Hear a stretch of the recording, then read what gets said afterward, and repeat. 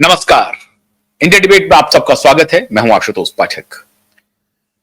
मित्रों, एक ऑपरेशन को बड़ी सीक्रेट तरीके से अंजाम दिया जा रहा है और उसका अखाड़ा बन गया है दक्षिणी दिल्ली। दक्षिणी दिल्ली का एक फार्म हाउस और सोशल मीडिया पे एक से एक फन्ने खां बैठे हैं, अजब अजब शब्दों का प्रयोग भी कर रहे हैं। कह रहे हैं कि आप भी मुस्कुराएंगे, कह रहे हैं। और वो प्रतिशोध की ज्वाला में जल रहे थे और प्रतिशोध की ज्वाला में जलते जलते उनसे गलती हो गई। हड़बड़ाहट में थोड़ा इंतजार करना चाहिए था, लेकिन वो प्रतिशोध की ज्वाला में इस तरह से जल रहे थे कि इंतजार नहीं हुआ और उन्होंने अपने मन की बात कह दी।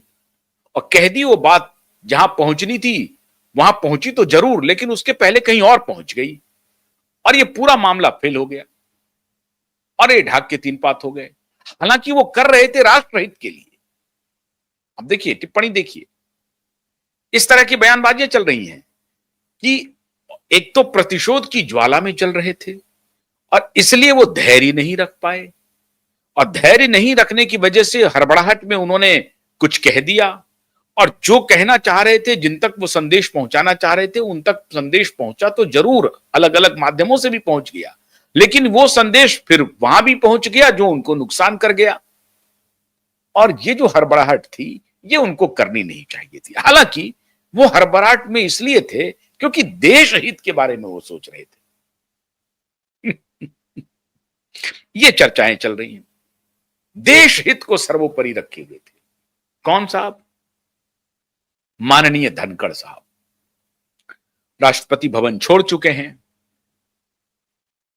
देश के सबसे तो नहीं, भ्रष्टाचार में लिप्त सजा याफ्ता उनके सुपुत्र अभय चौटाला जी के फार्म हाउस पे जाके वो आजकल बसेरा डाले हुए हैं, आराम फरमा रहे हैं। आराम नहीं फरमा रहे हैं, लोगों की नींद उड़ाने के लिए पूरी तैयारी कर रहे हैं और एक बड़े ऑपरेशन की जिम्मेदारी संभाल रखी है। आजकल बड़ा जोर चल रहा है, बहुत जोर।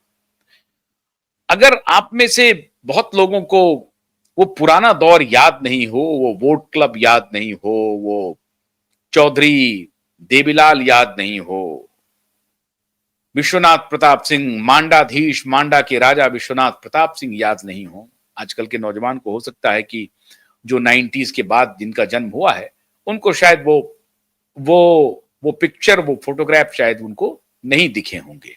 तो एक बार सर्च करके देखिएगा वोट क्लब की उनकी वो रैली और वो जुगलबंदी चौधरी देवीलाल की, विश्वनाथ प्रताप की, राजा नहीं फकीर हैं, देश की तकदीर है, ये नारा लगता था विश्वनाथ प्रताप जी के बारे में। उसी दौर को दोहराने की कोशिश हो रही है राजधानी दिल्ली के एक फार्म हाउस से और उसके लिए एक तारीख मुकर्रर की गई है 9 सितंबर और दूसरा महीना मुकर्रर किया गया है नवंबर का। बड़ा दिलचस्प है मित्रों। पहले 9 सितंबर को सुन लीजिए ऑपरेशन और फिर उसके बाद नवंबर के बारे में भी बताएंगे आप। नवंबर का गेम प्लान क्या है, दोनों बड़ा जबरदस्त है। ऑपरेशन 9 सितंबर यह कहा गया है कि ये जो प्रतिशोध की ज्वाला में जो व्यक्ति जल रहे थे, उन्होंने कहा कि अब मैं उपराष्ट्रपति बनाऊंगा। उन्होंने मुझे उपराष्ट्रपति पद से हटाया ना, बड़े बेआबरू होकर तेरे कूचे से हम निकले। तो बड़े बेआबरू होकर जो ये निकले हैं उनके कूचे से, तो ये उनको गंवारा नहीं हो रहा है।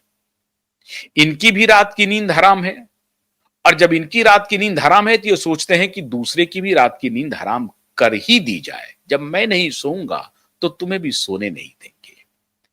अब इसलिए उस पद को ये कह रहे हैं कि तुम अगर मुझको न चाहो तो कोई बात नहीं, किसी और को चाहोगी तो मुश्किल होगा।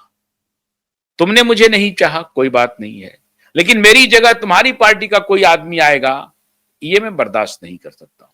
तो इससे बेहतर है अपने अभी तक के और वैसे राजनीति में कोई दुश्मन नहीं है और ये दुश्मन थे भी नहीं कभी, तो लेकिन तात्कालिक रूप से जो राजनीतिक प्रतिस्पर्धी हैं उनके साथ मेलजोल कर लेंगे और उनके उम्मीदवार को राष्ट्रपति उपराष्ट्रपति बनाएंगे।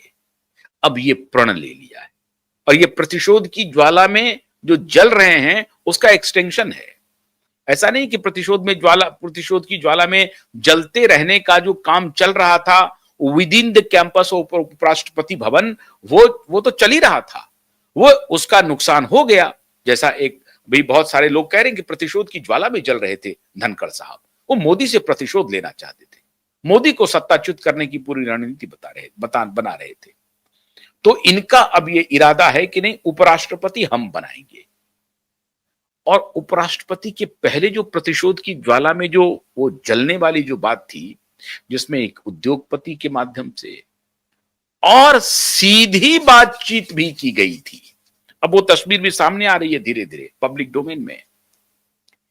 एक शख्स है नारा लोकेश, और नारा लोकेश हैं चंद्रबाबू नायडू के सुपुत्र, जो चंद्रबाबू नायडू की कैबिनेट में मंत्री हैं।